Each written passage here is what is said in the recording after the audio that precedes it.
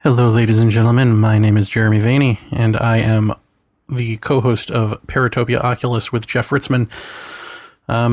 Most of you listening to this are probably already fans, but some of you may have just stumbled upon this because of the Star Wars in the title. So, what are you listening to? Well, it's a little over an hour of a podcast that will never air. Because essentially, Paratopia Oculus is a podcast about paranormal phenomena and mystery. And so when Jeff and I got on a roll about the new Star Wars movie, it kind of took on a life of its own and doesn't quite fit the bill for our podcast. However, it's kind of interesting, I think. So I've decided to put it here on YouTube. And if you do like what you hear here, then feel free to check out our podcast at paratopia.net. Trust me, it's better than the X-Files reboot. So, there you go. Here we go. Paratopia meets Star Wars. You're listening to the Platinum Standard in Paranormal Talk, Paratopia, with Jeff Ritzman and Jeremy Vaney.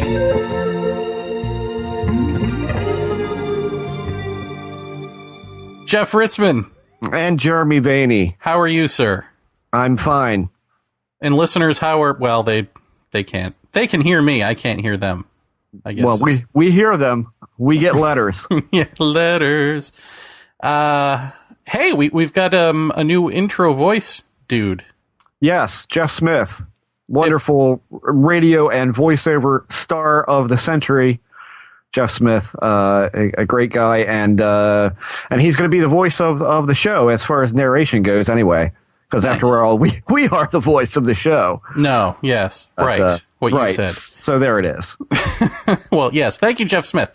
It is 2016. This is our first official recorded episode, although we launched episode 5 this year, but we taped it a number of weeks ago. Mm-hmm. So. Happy New Year to you. And same to you. Thank you. And to everybody listening as well. And the probably the best thing that happened in 2015 for everybody. I mean, for me personally, I had a lot of great things. I'm sure Jeff did as well. But I mean, transcendentally, culturally, the greatest gift of all to all of America, Star Wars, Jeff. Star Wars happened. That's right. What a way to wrap 2015. Well, my Christmas was filled with, instead of sleigh bells and jingle bells, it was lightsabers and a death or two. So, oh, excellent. Yeah. So, wow. I mean, I don't even know what to say. I don't know how to start this off. How many times have you seen it? Last weekend was 18. Wow. So are you serious? Yeah. At the theater? Or do you have like a bootleg copy? No, I haven't got that yet, but I will. Wow. No, theater, yeah. I've seen it 3 times and I thought I was doing well. I'm sick with it. Have you seen it in 2D and 3D? I've seen it in standard, I've seen it in 70 millimeter, and I saw it in IMAX 3D and regular 3D. My God. But IMAX 3D, I think I've been 5 times to that, the IMAX 3D. And the last 4, strictly because IMAX 3D with Lowe's AMC, they gave away posters every week, a new poster for the 4 weeks. And so I had to get those. And thankfully, my theater didn't hand them out as you exited the theater. They kind of put them on a pile on a desk out there, and by golly, you can bet I took more than one. So 18 times, and before I ask if you've learned anything in all of those 18 times, new each time, did you see the prequels that many times each in the theater? I saw episode 1 like probably 8 or 9. I saw episode 2 only 3 times because I was frankly a little bit spoiled because I got episode 2 before it came into theaters. A friend of mine had a reviewer copy, and he sent me that. He's not a reviewer; he's just a bootlegger. And episode 3, I probably saw anywhere between 10 and 12 times. And then again, a lot of that probably from reviewer copies and what have you. So yeah, I mean, but this one rivaled what I did when they re-released. I think it was A New Hope. God, how long ago has that been? I don't know how many years ago that they re-released it at the Senator Theater. I know they were showing it there. It was the 90s. Was that the 90s? Yeah, because Phantom Menace came out in 99. Right. Okay. So yeah. Yeah, it was at the Senator Theater. I know I went about 15, 16 times to that. So that was probably my last big push at the theaters. But yeah, this time it's been pretty wild. I saw Phantom Menace like 8 or 9 times in the theater as well, and then the other 2 significantly less, which is weird because they got progressively better. But yeah, here's my question for you: when you go and you see Jar Jar 8 or 9 times, are you like me every time? Are you just thinking like, this is going to get better? This is going to get better. This is going to get better. I mean, I'm probably going against a lot of Star Wars doctrine at this point, but I didn't mind Jar Jar that much. This show is over. He didn't bother me that much. Like, he was a nuisance, but it wasn't like it ruined the picture for me. That's kind of how I look at it. The first one, I could say he was kind of overbearing and like, just please get off the screen. But 2 and 3, I really didn't. He wasn't that big a player to me in those, so it didn't really bother me that much. Okay. So now you've seen this one 18 times, and do you learn something new each time, or do you just bask in the glow of seeing a Star Wars film? I think the first 3 or 4, I just kind of like basked in the glow of just a great film. I mean. And you know, there's all sorts of critiques out there because there's haters for everything. But, I mean, to me, this is the best since the original trilogy, without a doubt, without question, and probably rivals, A New Hope in a lot of ways. But yeah, I since then I've been paying really close attention to things, and especially that flashback. Spoiler alert.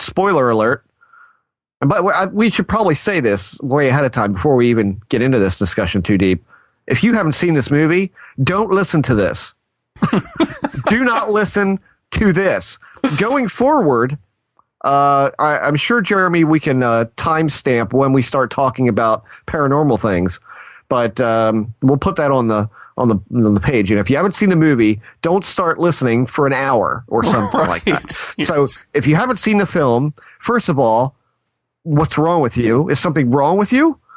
Go, but don't listen to this because it's full of spoilers. It's just laden. And also, to that point, can I just quickly add, for those of you online who are saying things like, God, if this many people would just be interested in the system, we could really change things in America, right. That sort of thing. My answer to that is, we are, and it just doesn't change. So go see Star Wars. Well, and Star Wars is such a great escape because we are continuously concerned with the problems of the world. It's kind of nice to kind of put that on the back burner and just have fun for a change. That's what life was, right? I mean, it used to be fun.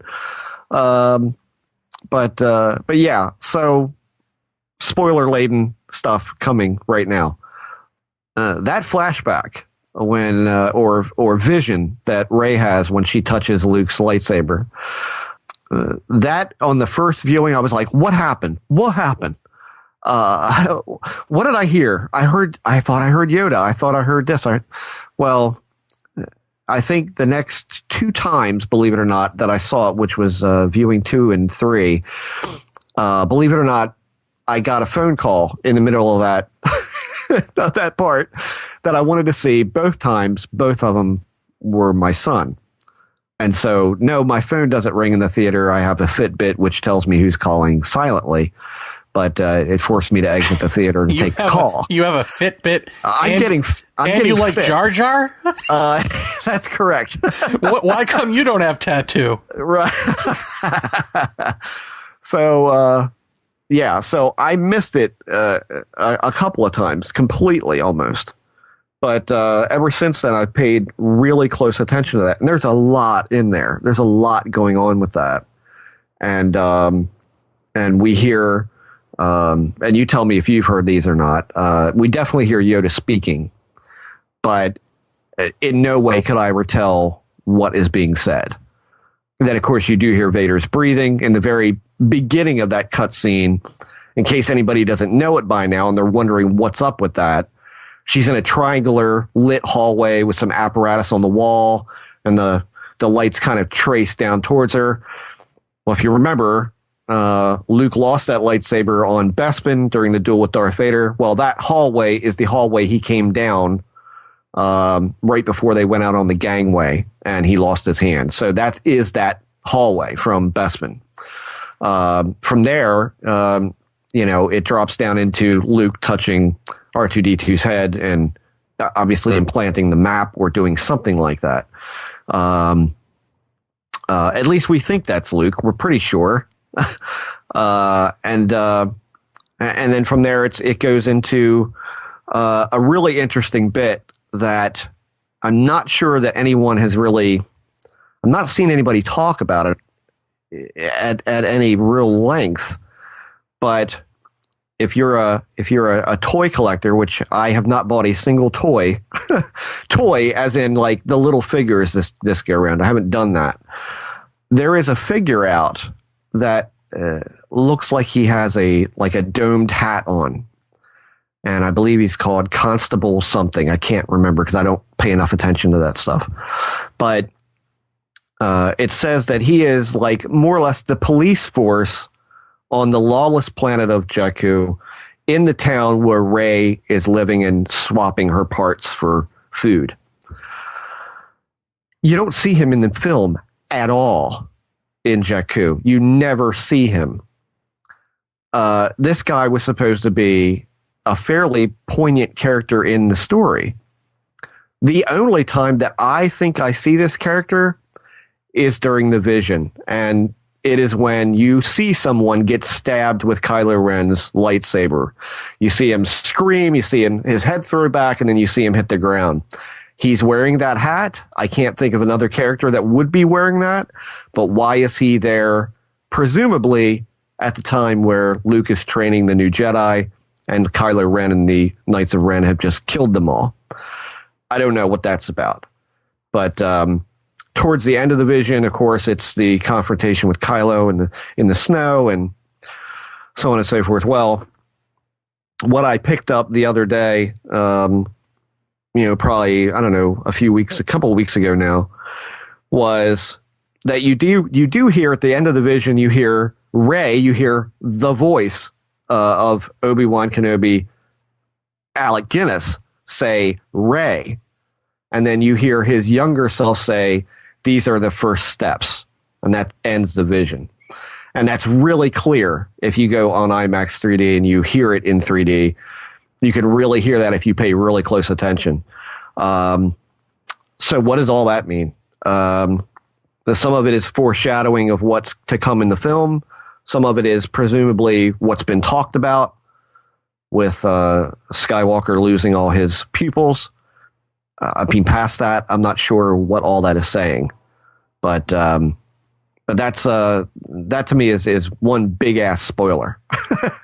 So, did you catch any of that, or does that all go by too fast for anybody really to pick it up? The first two times I didn't really pay attention to it for some reason. I was just mesmerized by the whole thing. The third time I really tried to listen, pay attention. I'm not as savvy as you are, so I would not have ever known what that hallway was. So thank you. Obviously, I picked up Vader's breathing in the beginning, but no, I didn't hear Yoda. I didn't hear... I was trying to make out what the voice was at the end, and I thought maybe it was Kylo Ren, but I'm thinking, no, he's too young to be somehow related to her, as a father figure or something. I don't know. Right. Except, and then I was trying to make sense of it. Well, I thought, his first line of dialogue to the old Ben Kenobi looking guy at the beginning is, you look old, or something along those lines. Look how old you've become. Look how old you've become. And then I thought, oh, so is he secretly really old? and just doesn't look it, like has some fountain of youth thing. But then it's like, well, no, this is Han's son. The thing that throws me off with the age stuff is the fact that they introduce Luke Skywalker as a mythical figure that she's never heard of, or she's heard of, but didn't know existed, and so on. Thinks he's a myth, yeah. And it was really about 20 years ago, 30 years ago. Right. So that doesn't make sense to me. But then I think about it, and it's like, well, wait a minute. Obi-Wan was telling Luke Skywalker about the Jedi as though that was an ancient sort of myth, and that was about 30 years prior.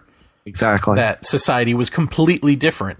Yeah. So I hope there's something going on with amnesia that is explained there, although I don't think it needs to be necessarily, since the galaxy is not as interconnected by television and internet as our galaxy is. And so I suppose you could grow up on a scavenger planet and not know and just hear bits and pieces and think that these are legends. Sure. But then I also, since they do play with ideas from our own universe, is it possible that after these giant tragedies, there's some form of amnesia that takes place amongst a lot of people in the same way that, we don't know anything about Egyptian society. We don't know anything about...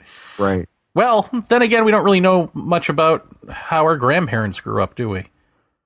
Just little bits that they tell us. Well, I mean, I look at it this way. When it comes to the grand battles of the trilogy, the Jedi Knights are all but gone at that point. I mean, there's nobody actively fighting in a war per se from the Jedi Order at all.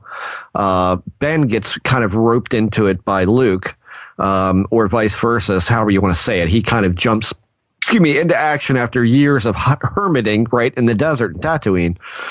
So when you would think about what would the general populace of the galaxy know about, I think they're going to know about the Rebel Alliance. They're going to know about the Empire. They're going to know about the Emperor. But how many people outside of military operations knew about Darth Vader? This is, I think, one of the things that's always been lost on people, especially like some of the people I work with and people I went to college with, never really. I would bring this up and they would go, I had no idea. Just like in this movie, Kylo Ren is not part of the First Order military operation, so he's kind of operating as a hand of Snoke. Okay. Vader was very much that kind of person when it came to the Imperial Navy. He was not in the Imperial Navy. He had no military standing at all, but they answered to him. And if you read the books and you check out, I'm talking about the original novels of these movies, they remark in there that a lot of the Imperial Navy officers were resentful of Vader because he was not in the military, yet they had to listen to him because he was the Emperor's right hand. So, when it comes to how many people in the galaxy would know about Darth Vader and how many people would know who he is, if that kind of disperses across as history would remember the Alliance and the Empire and the warring faction that way. How many people knew Luke and Vader were fighting on the second Death Star and Vader died killing the Emperor? I mean, how many people would have known that aside from Luke? No one. Well, that's true. And even in this film, the girl and the turncoat stormtrooper, they both recognize Han Solo as different people. He recognizes Han Solo as the general, and she recognizes him as the scavenger. Right, the smuggler. Yeah, I mean, it's just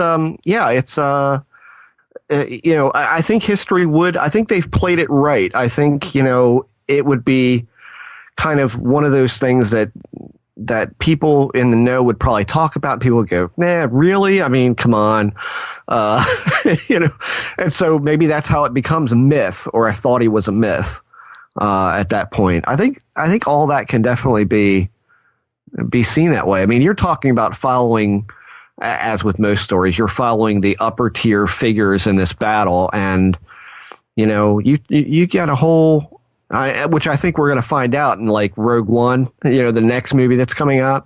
I think you're going to see that there's this whole underlining carriage of of soldiers and war heroes, and that's who people are going to know about. That's the people that get publicized for what they've done. Does it worry you that they're thinking of, or going ahead with, I guess now, a young Han Solo movie? Not as long as they cast the guy that I posted about on Facebook today as Han Solo. I'm telling you, if Franco gets it, there's no justice in the world, because he's awful. And he would be awful in that role, as would the guy from the Divergent series, who's also up for it or is in the short list. I mean, these people would just... The guy, if you go to my Facebook page, my Jeff Ritzman Facebook page, there's a guy on there, I can't remember his name right now, but he was in the movie, and Jeremy, you go to so many movies, you've probably seen it. The Age of somebody. It was about a woman who never aged, and Harrison Ford was in the movie, and Age of Adeline? That sounds right, yeah. Okay, well, there was a man who played Harrison Ford's character as a younger man, and he was brilliantly perfect. All the inflections, the looks, the smile, the crooked nose.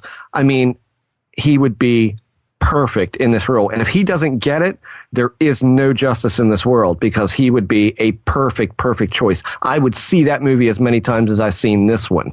I mean, but if they put some, douchebag star from Apple Pie in it, then I'm out. Well, see, this is the great thing about these movies that there are no stars in the young cast. There's no huge name, and I thought they did a brilliant job of keeping the big stars away for a good portion of the film. Oh yeah. So that way you get to know these characters and get invested in them. You trot out the old timers to go, ooh, yeah, that's right, those guys. Right. And so, I mean, for my money, I'm looking forward to, I'm optimistic about them. I'm not going to say, yes, I'm really into the hard line of the Skywalker story, in the Star Wars, movies, but, Rogue One, and there's even a Boba Fett movie coming in 2020 or 2019. So all of those will be really interesting. If I had to pick a disappointing bit in the new film, my only disappointing bit would be that in the preview that we saw of Maz Kanata's bar, when they're walking in, they pan up and here's all these glorious flags hanging, and on one of those flags was Boba Fett's Mandalorian skull moniker, and a couple of there's a blood fin was on there as well, which is the patch on his chest. I really expected to see Boba Fett in some way in this film, and I didn't even get a pinch aside from that flag. You are a nerd, sir. Oh my God, that would have been so brilliant, just to see him in a dark corner of Maz's place, kind of glance over and see Solo and, just nod. That would have been enough, just battle scarred armor from the Sarlacc pit. All of that would have been brilliant. Well, here's my moment of nerd disappointment. No Hammerhead? Are you serious? I want a planet of Hammerheads at some point. Come on. I want to say, no, you're right. Yeah. But they did have Power Droid in 2 shots or 2 different scenes. Yes, I was like, yes, Power Droid. Gonk Droid, yes. Yeah. But I was surprised to see people talking about that there's not the variety of species of alien people in this movie as there was in all the other ones. I'm like, did you see the bar scene in this new movie? Did you see some of these creatures were amazing looking, and they weren't CG. Like the vast majority of these characters that you saw in this movie, they were on the set. Which I give credit to JJ for that, because he said from the get-go, we're relying on practical effects and all of that. BB-8, in case people don't know, it's not a CG character. He was really there. Really? Yes. How do they do that? The same company that made the toy that I paid $150 to own made the full scale one. Yeah, but I mean, how does that even work? The rotating ball over the mushroom cap? I mean, right. Well, the one that I have in my hand right now, you can turn him on his side and the little mushroom head will not fall off. Huh. It's a gyroscopic inside, a core inside that has wheels on it that basically move the thing around. And then inside that gyroscopic core, of course, it has to stay in the lower half of the ball, of the hollow ball. So you're picturing a hollow ball half filled with gears and apparatus on the bottom, providing weight. And then in the middle of that apparatus is a post that comes up to the top of the ball. And on top of that is a servo with magnets in it. And so they can control the head with that. So the magnets from the head connect with the magnets inside the ball. So once the thing starts moving, the ball moves, but the inside doesn't move. It's basically rolling forward. You follow what I mean? It's staying flat but then inside. why? Like, I had read that this was the original George Lucas's original vision for R2-D2, but he didn't have the technology to do it. Right. Does that make sense to you? I mean, I thought they meant they didn't have the CG to do it. No, I think I don't think it was that. I think if you look at Macquarie, some of Macquarie's earlier sketches, he basically had R2-D2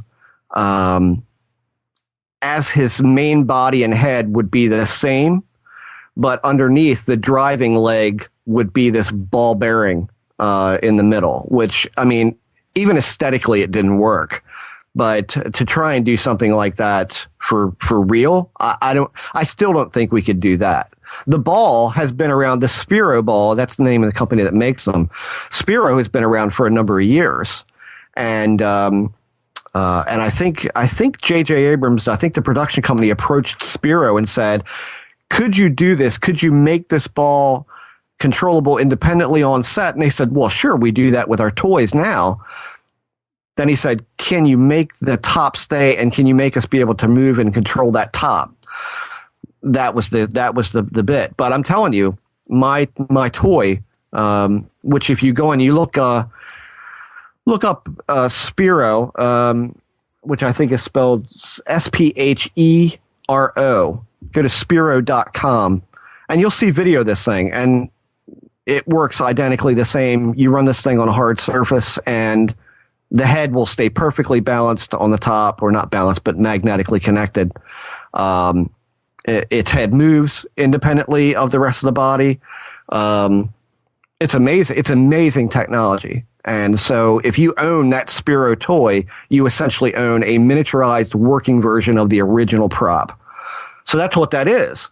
I think the only CG bits are like at one point he throws out a butane torch, and another part he does a shocking thing like R2 has his little shock fork.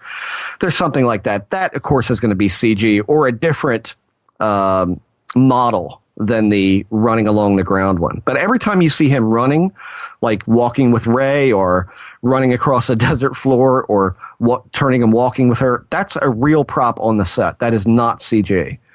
What amazes a lot of people is the scene where Finn is coming in from the desert tundra and comes into town and he's saying, water, I need water. And then he sees a trough with this massive beast kind of like slurping water out of this trough. That beast is not CGI. That was on the set. What? Yes, that was on the set. I've seen the puppet of that. Again, look all this stuff up on the net. You'll see they're on set with this thing. And a lot of it you can tell.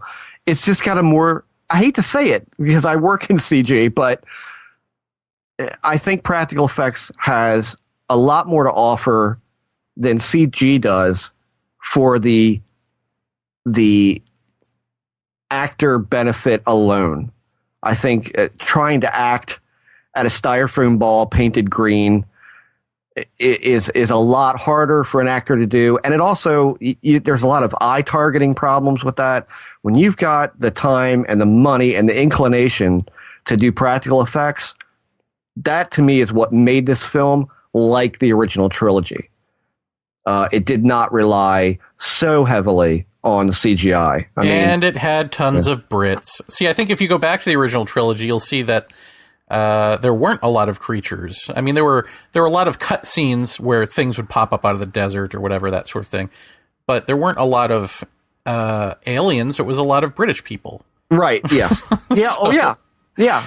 Yeah. And this is a continuation of those 3 films. Yes. I mean, it's a continuation of all, the 9, I guess it's going to be. But I mean, it's picking up where that part of it left off. And so it makes sense that that's what you're left with after Jedi.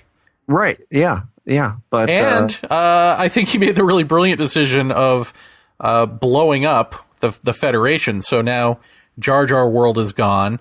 All of those worlds of CG creatures are destroyed, presumably, right? Well, I mean, that was that's another thing that people who've gone to me, like I've gone with a couple of people who have never really have never seen Star Wars up until a couple of months ago. And a couple of them I had lent the DVDs to so they could watch it so we could then go see it. And a couple of people said, "Oh my God, they destroyed Coruscant," and I was like, "No, that's not Coruscant. That's a separate solar system." It is. I thought that was the Federation. No, that's the new seat of the Senate. So the new seat of the Senate is not on Coruscant. It's that is a different system than the systems that we saw before. We never saw Tatooine, but we saw Jakku. We never saw Coruscant, but we saw this other planet. I can't remember right off the top of my head. I should be able to remember this, but I can't. What the star system is that gets obliterated, but it's not the one that contains like Naboo and Coruscant and never mind then. So that's not that. At least as near as I've been able to determine, because I'm a nerd about weapons and people and and vehicles and all that, but I'm not so much hip on the geography of the different universes and galaxies that are traversing this. I remember saying to somebody, I've never heard them talk about blank system before, and when I looked it up, it said that it was not a solar system that we've heard of before. So apparently, after the Imperial or the Empire fell, apparently some other core worlds were then populated by non-affiliated people with the Imperial forces. So that's apparently how that went. So the seat of the Senate, what you saw, that was not the big Senate that you saw in the prequels, as near as I've been able to tell. With the ETs, will they be making an appearance? I hope Does not. ET now become canon to the Star Wars films? It might, yeah. It might. That's a shame, isn't it?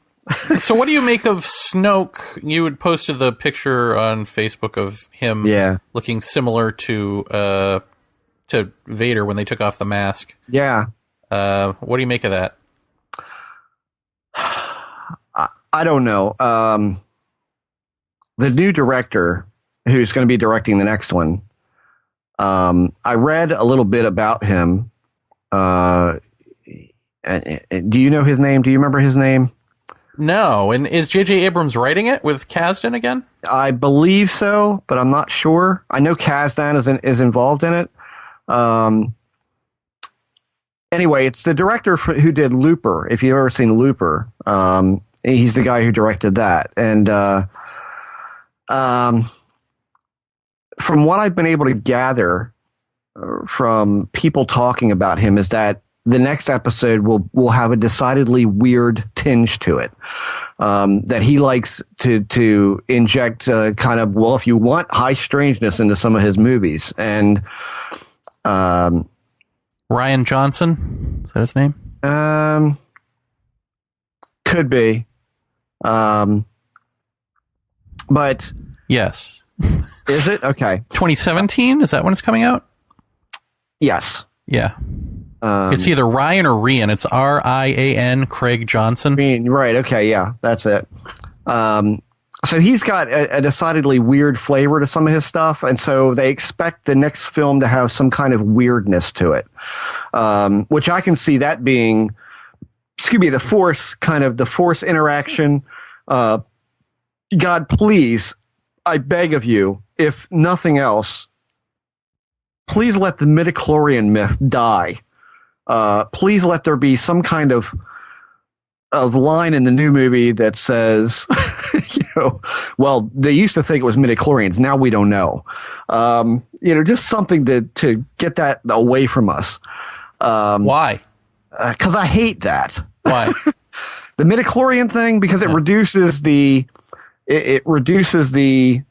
Force to biology, and every time I think of that scene, I think of George Hansen when I said something about psychedelics and paranormal experiences. He said, no, I think that reduces the whole phenomena to a biology. And I was like, yes, that's true. I don't know if you saw my JV post, Jeff. No. Yes, but I did a little post about the Star Wars. And one of the things that I posed in there is that what J.J. Abrams, the magic of J.J. Abrams from Lost to this is his interplay between mysticism and the mechanical. And so in the first three films, George Lucas presents us the Force as the mystical. And then the next three, the prequels, he presents them as the mechanical. Like you're saying, it's midichlorians. Nice. Yeah. And so I think J.J. Abrams has the opportunity here to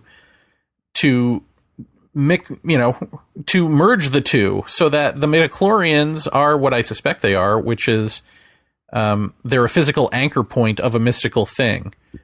They're formed for the formless. And so if that's what it is anyway. Yeah, but the sad thing is, if you're in this bloodline of people who have high midichlorian counts, essentially you're going to be roped into this destiny of being a either super good guy or super evil person, right? And playing on the chessboard of the Force, right? Which is kind of sad when you think about it. But I really think that they're consciously going that way, which is why Han Solo has that little line about, well, we've seen this all before, it's not a big deal. It's a little bigger. Just go in, find the weak spot, blow it up, Right.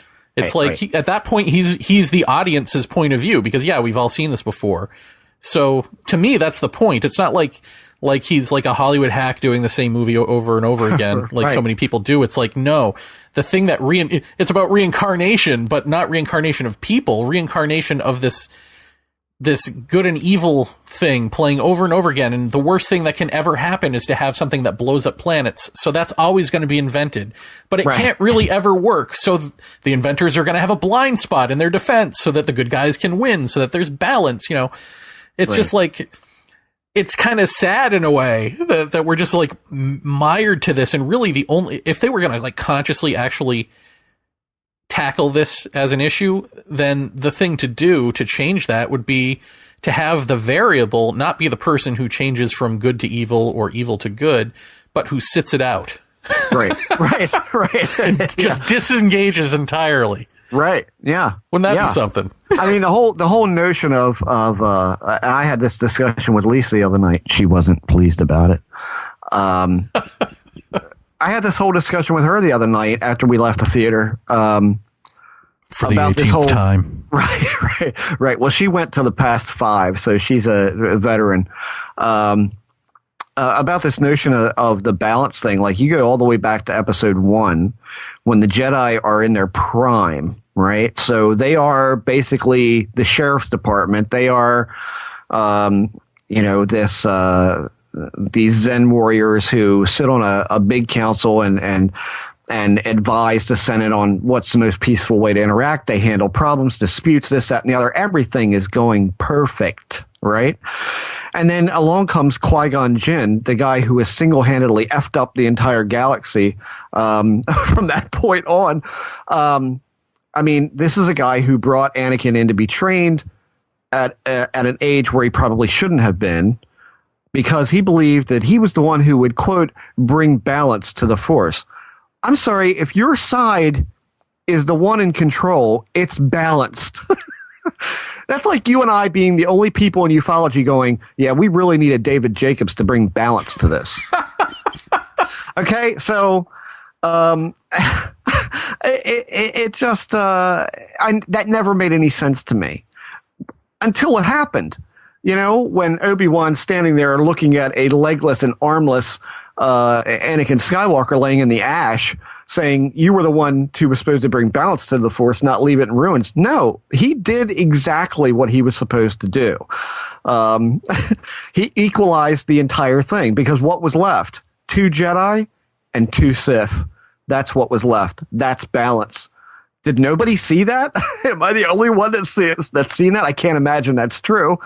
We all saw it, Jeff. We all just aren't talking to you. That's it. I mean, that's it. And so now we're talking about something that's grossly out of balance, because we've got Kylo Ren, who's not a Sith yet, but I venture to say that he probably will be. And we've got Snoke, who, again, back to your original thing with my post,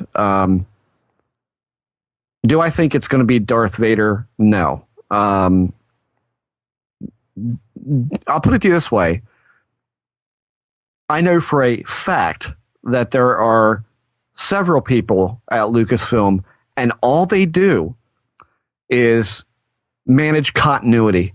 This is all they do. This is their life's purpose in the film business, is to make sure that the contiguous earmarks of the film stay contiguous, stay standardized. And so why in the world would you have 2 characters, both of them perpetually evil? And why would you have them both have identical scarring on the head, identical scarring on the cheek, the same side, the same slant, the same positioning? That makes no sense to me. Plus, now add the fact that, wow, Snoke looks to be oddly burned. His skin appears to be burned, from what we can tell through the hologram. He looks like he's been lit to ash. Could we be seeing a guy who is basically, it's Vader's corpse being assumed by some Sith that's been long gone? I mean, this is a question that people have asked, is, you know, we know there are Jedi who are now in some kind of ghostly form. Well, can't Sith do that too? Is that impossible? And then what happens with that? Can they possess a body? Is that possible? And here's the other question that you need to ask yourself is, and I haven't read the book yet, this may be answered in there: how did Kylo Ren get the helmet of Darth Vader? Snoke give it to him? Because maybe it was on Snoke's head at one point. I mean, I'm just saying, it's a little weird. And so going from the standpoint that this newer director is going to inject some weirdness, could that be the weirdness that we had to look forward to? Well, that would make sense. Like, why would he even talk with Snoke in the first place unless he was right. Like, here's your grandfather's helmet. I was friends with him. Right. Or whatever. And then why is Snoke a CG character when like, no one else is? So, so there's got to be some reason for that. Because he is so badly damaged. I mean, he just looks like put through the ringer 6 ways from Sunday. Forget the scarring. Just look at the face itself. It's there's holes in his cheek. There's a big scar. There's the sunken eyes. The skin just looks like a burn victim. And so the other option for me is that he is Darth Plagueis, who is mentioned in episode 3 or 2 of the prequels, where Palpatine is essentially talking to Anakin, saying, here's this, the Sith legend of Darth Plagueis, who had such a knowledge of the dark side of the Force that he could influence the midichlorians to create life from the Force. And so, to me, that always hinted that Palpatine was somehow, or Plagueis was somehow responsible for Anakin being there at all. I don't think we know that for sure yet. I think it was kind of implied, but nobody really it didn't seem to leg its way into the other stories. But is this Darth Plagueis? Is that who this is? We're told that his apprentice killed him. Well, his apprentice was Palpatine. I think that was pretty obvious from the prequels. So, did he somehow survive? Did he only play dead? Did he reincorporate his body with his soul or what have you? Is that what happened? Is that who this is? And the Lucasfilm Disney camp is saying, nope, he's a completely new character. He's a new person. You've never heard of him before. Okay, fair enough. Well, here's a question. Is Vader's helmet in this, does it look like it did at the end of Jedi? Because if not, could it be Plagueis' helmet? Could he have gone through a similar tragedy, and could he have been the template for Darth Vader's costume? The way I think I read, I'm pretty sure it was a canon book at one point, that Vader's entire look was crafted by the Emperor to induce fear. And so he was made to look deliberately fearful.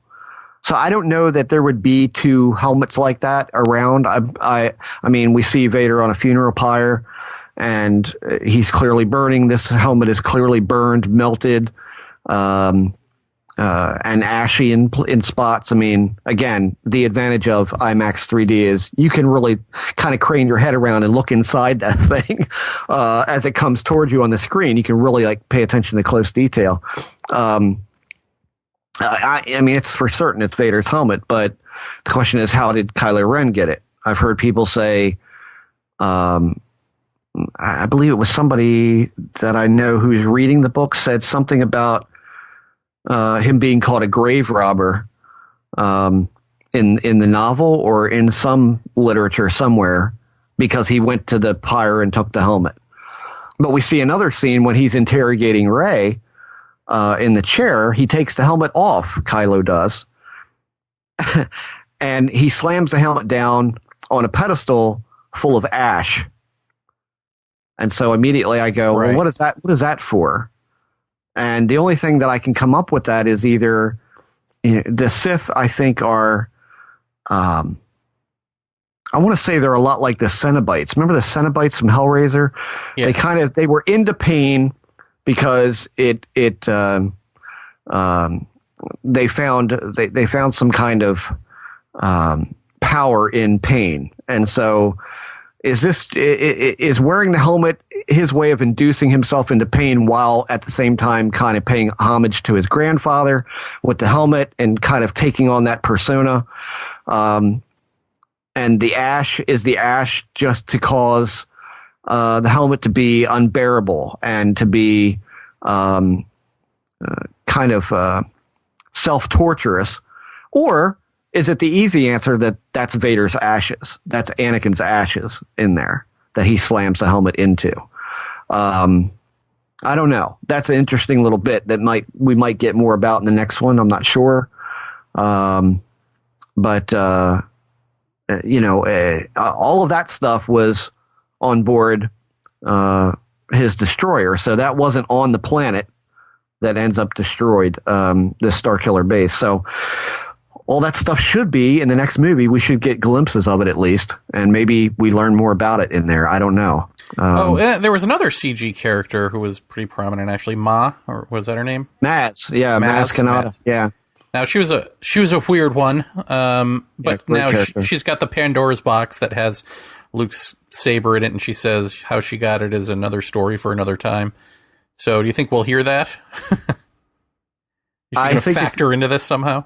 I think she will. Yeah, I think she will. I'm just hoping the next one isn't just two long montages of two Jedis being trained, or a Jedi and a Sith being trained. Oh, yeah. Yeah. I don't think that's what's going to happen. What I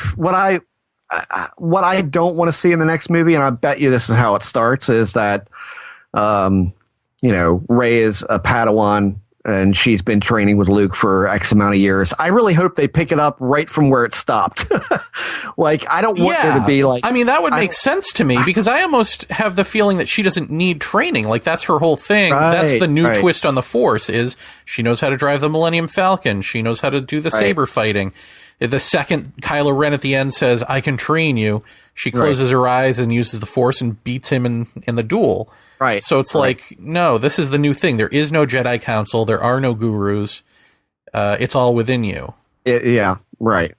I mean, it's and that could be. So I think like the whole is, you know. Yeah, I mean, I think that the way that they're going to do Skywalker is he going to join the fight or not? You know, and that'll be resolved quickly. But that'll be the big initial question. Are you coming back or what? And obviously, he set this little game up, so he knew this day was coming. So he's going to go back. Yeah. Clearly, that's the look in the face at the end. Is that, oh boy, here we go. She's here. You know. But you know, I mean, I just hope that it. I hope that it picks up right where it leaves off, like literally within a day. I hope her and Luke are still on the island, and I think that conversation from where we left off is where it needs to start. But I just have a feeling it's going to take the form of most other Star Wars films and say, okay, well, you know, like from A New Hope, where they're basically standing on a stage getting medals, to, oh yeah, now we're on Hoth, and Luke is a general, and and Solo's a general, and I mean, so you can tell quite a bit of time has probably passed there. Yeah, I hope they pick it up fluidly, at least. But yeah, there's a lot of questions in this. I mean, where did Maz get the lightsaber? I do want to go a couple more times just because I want to see what else is in that chest. And somebody told me that chest is the identical chest that Ben Kenobi has on Tatooine that he gives Luke the lightsaber from. I don't think that's right. I think that's a much bigger chest in the original trilogy than what they show there. So I'm going to look at that closer and see if I can pick that out. But I think my bet is going to be against the grain, kind of from what most people are and who Rey actually is. And I think she's related. I think she's related to a Kenobi somewhere down the line. Really? You don't think she's a virgin birth? I don't. I don't, because, you know, we've got her being left on a planet as a child, which is also in the flashback, by the way. And I think it's pretty well known at this point that during that flashback that we talked about earlier, when she is a small child and she's crying and she looks up and she sees the starship zooming away, somebody has a hold of her by the arm saying, "Quiet, child, come with me," or something like that. That is, in fact, the guy who pays her for her junk. That's who that is, who has her by the arm. There's no question about it. No question about it. It's definitely him. And trust me, I've seen it enough times to know it's definitely him. Why was she left with him? Who is he? That doesn't make a whole lot of sense to me yet. I thought in the very first, I mean, maybe 5 times that I saw it, I thought, well, she was left with the old man from the beginning. That's who she was left with. No. She was left with the huge jerk who was shortchanging her on her food for the parts.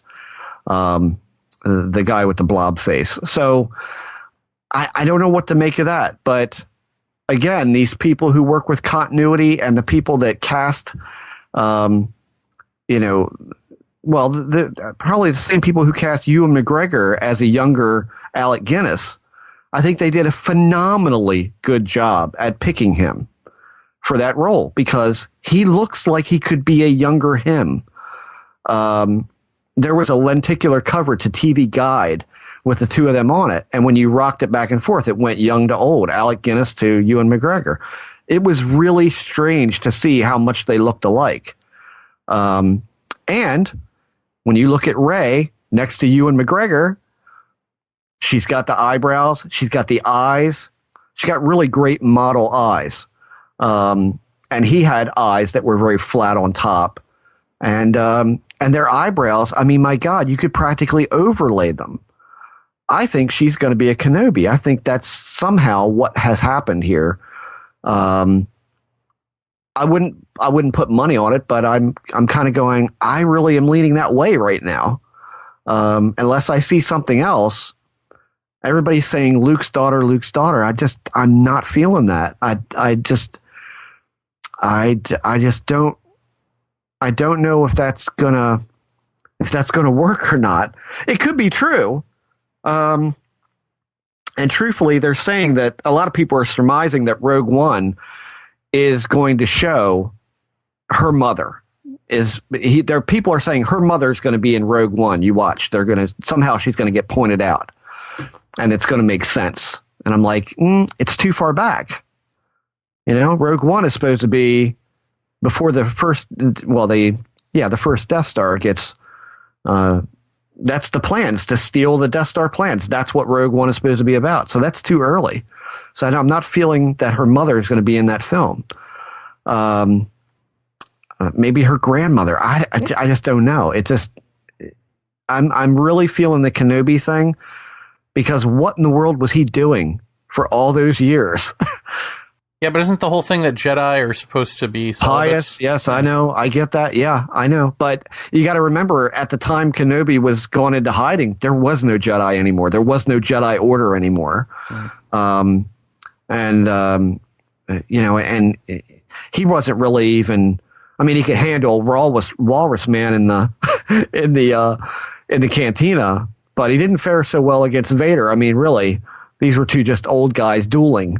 So I think when you come right down to it, would there be an order to be adhered to? Did he just kind of give it up and go into hiding and keep an eye on Luke now and then? But past that, what was he doing?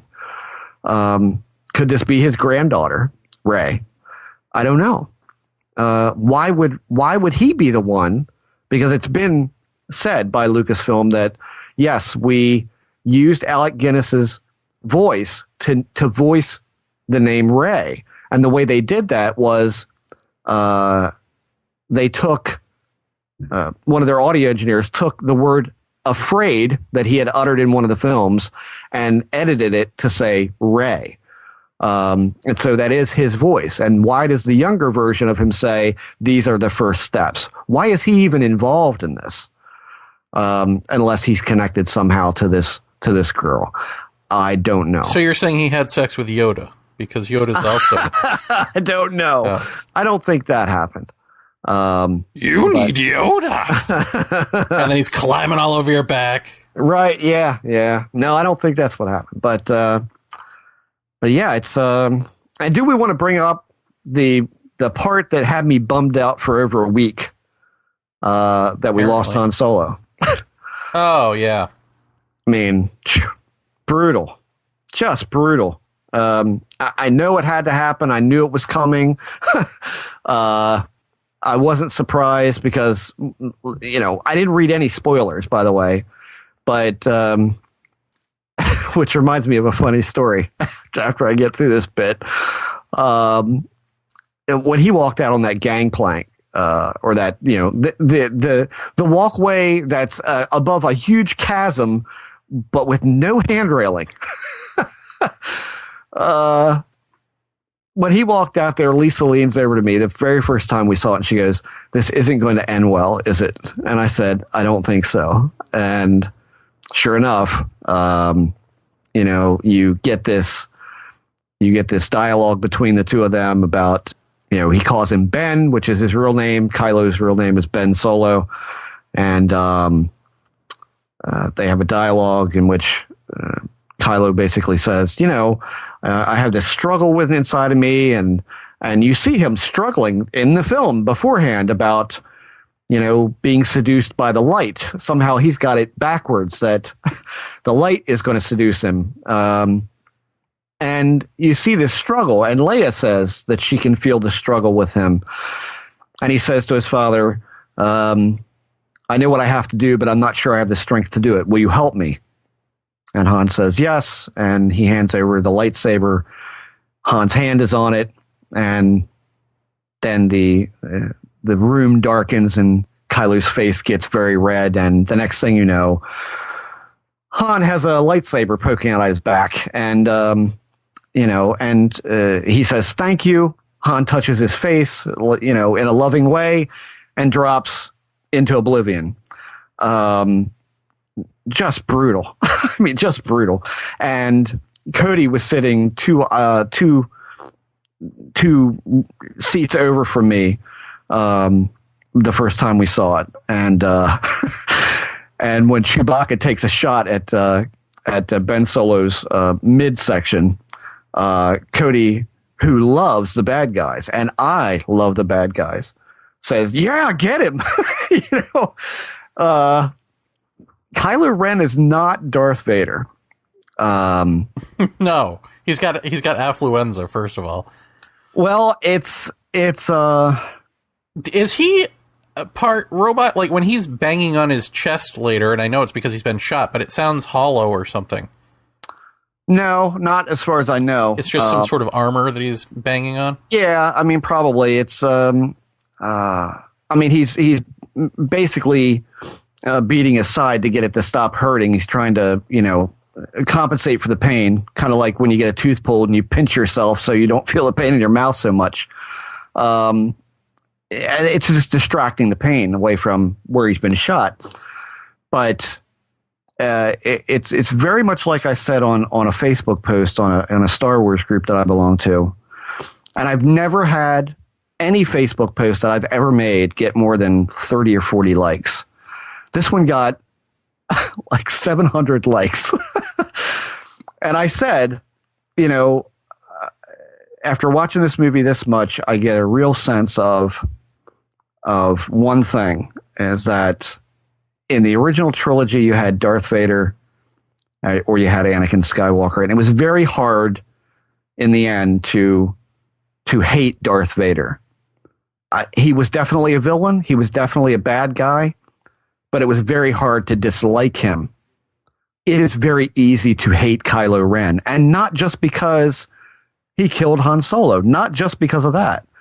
He's just an infinitely easy to despise character, and that to me is a perfect villain.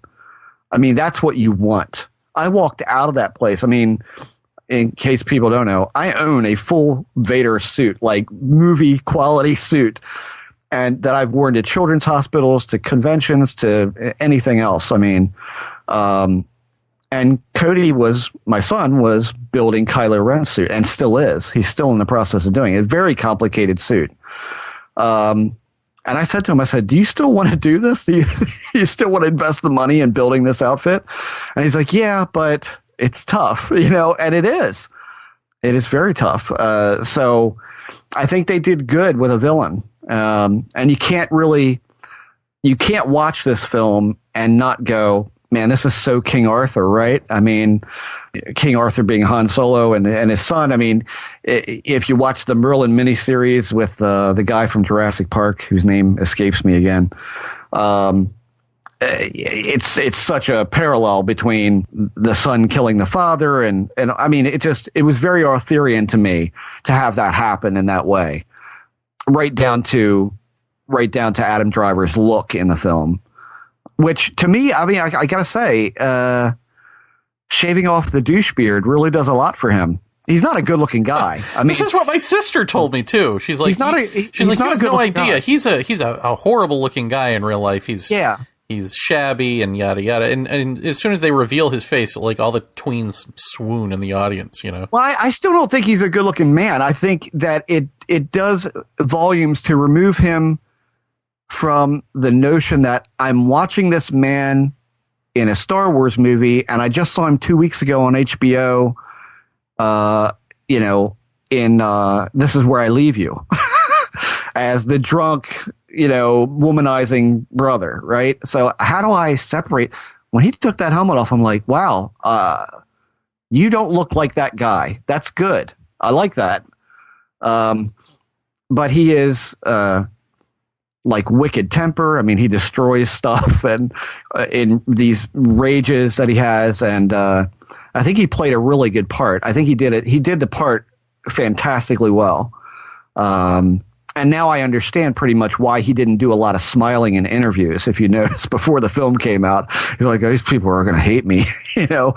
And I thought, I thought everybody acting wise was very good.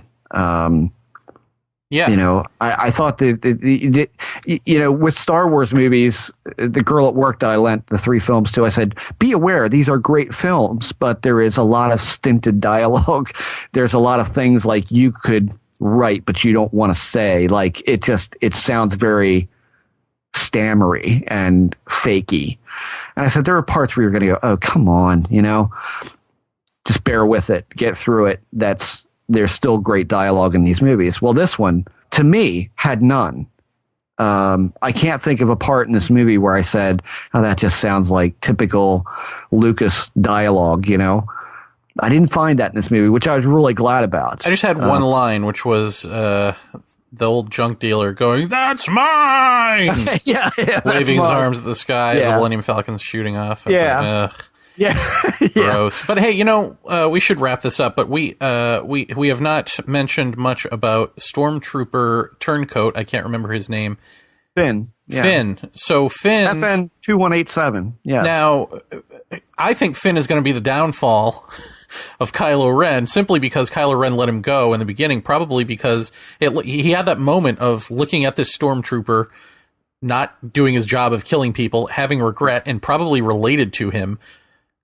And let him live for a brief moment. And as soon as it came to light that he was trying to escape, he knew exactly who they were talking about.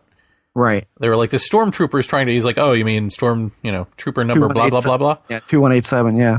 So I think that's going to come back to bite him. But what do you make of him? He's not quite a Jedi. He's basically Han Solo in a sense. Yeah, I think that's really where that's going to be. I mean, people have said that, and this is just something to keep in the back of your head. In the beginning of the film, when Finn doesn't shoot the villagers when he's ordered to, he gets on the landing craft, he goes back up to the main ship, he falls out of formation, he goes into a landing craft. In the back of the landing craft, he takes his helmet off and he's panting and he's sweating. He's scared to death. He knows that he's made a terrible mistake, or he hasn't fired all these people. He's disobeyed a direct order. He's in so much trouble. Next thing you know, Captain Phasma, who again was my only kind of not a disappointment, but really you trumped this character up, Gwendolyn. You put her on the stage. You say what a wonderful actress she is. She doesn't really play into the film very much at all. I hope she figures more into the next one, but she looks cool as hell. That's all that matters, I guess. But she says, FN 2187, submit your blaster for inspection. That immediately says to me, it's not just a throwaway line. He didn't fire. So there's no other reason for you not to fire other than your blaster isn't working correctly. So submit it for inspection. So there's that. Then she says, I also didn't give you permission to take off that helmet. And she says, report to my division immediately. So when they figure out he's the one who's aided in the escape of Poe Dameron, she said he never had a problem before he was sent for reconditioning. I think we really need to evaluate what that means, because could it be, I'm just throwing this out there, could he be kind of like a sleeper agent of some kind? Could he have been reprogrammed that once he gets in contact with Luke Skywalker, he's going to kill him? Could it be that he's been programmed without his knowledge to act a certain way, to be a sleeper soldier, to infiltrate the rebel, the resistance, and to get to Luke Skywalker? I don't know. It's just a thought. I'm not saying that's the way it's going to go. I hope it doesn't, but it might. I think we just have to think about what happened to him after his defection on Jakku, because that's really where he defected. He just said, I'm done with this. I don't know. Yeah, I don't know. I mean, how did he just walk into Poe Dameron's cell and say, Rey wants the prisoner, and be allowed to take him and go? Really? That seems a little light. That seems like it was almost planned. So Well, see, this is where I hide behind, well, because the Force is behind this, and so everyone's just a puppet on a string acting out, the good evil thing anyway, so... Yeah.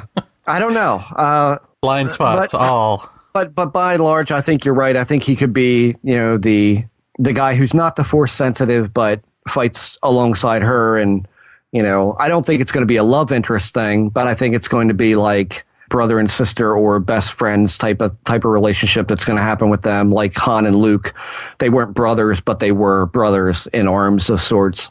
I think it's going to be that kind of relationship there. Now that you're saying all this, it might not surprise me if he is the one who kills Luke, and then the final battle is actually between her and him. I'm just saying. Somehow Kylo Ren bites the dust earlier than we expect, and then we're left going, what is going on if he's not the main bad guy? Kind of like we were doing with what's his name from Episode 1, The Phantom Menace. Oh, Darth Maul. Darth Maul, where everyone was expecting him to be the big bad guy, and then he just got chopped down. Yeah. I mean, I don't know. I don't know what the future holds for Finn. I like him as a character. I thought he was great.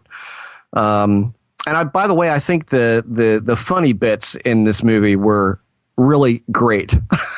Like really great. Like from the get-go, the opening scene, they capture Poe Dameron, they throw him down on his knees in front of Kylo Ren. Kylo Ren bends down, gets right in his face, and there's this silence. And Poe says, how's this work? Do you talk first? Do I talk first? What? Right.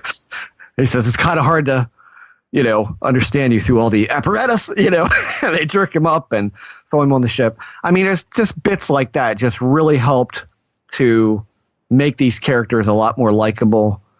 You instantly like them, I think they really did good by putting those bits in there. I thought Harrison Ford was brilliant, and Carrie Fisher. I think as soon as he had his conversation with Leia, and she said, "Go get our son" or whatever, that was when I knew he was going to die. Because then it clicked in my head.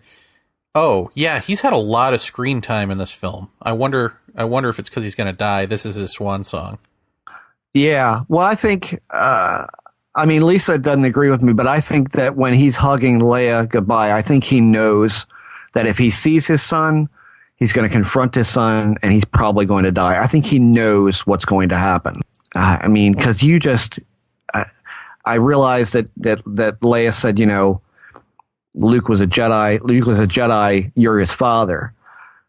I don't think that held a lot of weight with him. I think he thought from the get-go, our son is lost. He's never coming back, and that's it. She is the one who was like adamant, like, no, you can get him back. You can do this. And I think if you look at his face when he's hugging her goodbye, he looks like this is not going to end well for me. I don't know what's going to happen. But I think he thought from the get-go, one of us is going to die. If we meet up, that's what's going to happen. And here's my funny story for the movie. Really short. The last time I went to see it was this past Sunday. The final poster came out, so I got them all. I'm sitting in the theater, and I get this idea because I remember that it's in IMAX 3D. And I remember that the sound is kind of all over the place. I'm like, this could be fun. There's not a lot of people in here. So when the Kylo Ren Han Solo moment comes up, Kylo's in the middle of the stanchioned bridge. And Han comes running up to the entrance, and he yells in the most loud voice he can, "Ben!" at the top of his lungs. I screamed, "Ben!" At the very same moment. At the very same moment, I went, "Ben!" at the top of my lungs. The two people in front of me turned around. I was like, wow, this speaker system is amazing. Did you hear that? And they're like, wow. Oh, so I'll have to do that again sometime, but that was a lot of fun. Very good. Well, that should be the end, but I just had one more quick thing. An outlier that they could play with is that Leia also has the Force within her, yeah? Yes. Yeah. So they could be doing something with that at some point. They might, yeah. I mean, they haven't really used her at all, Carrie Fisher. No, not in that capacity. I mean, it's. I think like the literature wise, if you take any of that into into consideration with this, they always say she just hasn't pursued it. She's been too busy with other things leading the resistance and the rebellion to pursue it. She just hasn't pursued it. So, but yet we know from this film that she's got some connection in it. She knows the second that Han Solo is killed, she knows that her son did it. She knows that, that her son has good in him still, and you see that he does. He says it to Darth Vader's mask. He says, I feel the pull again to the light. I need you to show me the darkness. I just want to point out that some of the cast has already been announced for the next movie. Hayden Christensen is on the list. So are we going to see... Did they pay his bail? I don't know. I think that's going to be a weird vision, because if, and I hope they use a little bit of this influence from the extended universe, if Anakin appears as a Force ghost of some kind to his grandson to tell him, you don't get it. I wasn't bad. At the end, I killed the Emperor. I did this. I did that. You're worshiping me as this, evil demigod. So you can't, I'm not that. That conversation has to happen somehow. Somebody's got to tell Kylo Ren, you don't get it. If Anakin appears as a Force ghost of some kind, I hope that it flashes back and forth between Vader and Anakin. I hope that they do that. That happened in the extended universe in some way. I think a comic book or something. He was kind of flashing between Vader and himself. But it was still Anakin talking. It was like the visage of Darth Vader carried over into the ether. Even though he was still a good guy. Is that going to happen? I don't know. I don't know what other reason Hayden Christensen could be called for. So who knows? And also, and Harrison Ford is also included in that roster. So there will be flashbacks of some kind, or the unthinkable happened and he's the only man to survive a direct stab through the heart with a lightsaber and a chasmic fall into a paracord. So I'm just saying, I don't know what's going on there. Very good. So there you go. Well, there wraps our Star Wars chat. Nothing but Star Wars. Yes. That was $1 of your $1.99. And, right. And when we get back from, well, frankly, the bathroom, we'll give you the other 99 cents. Right.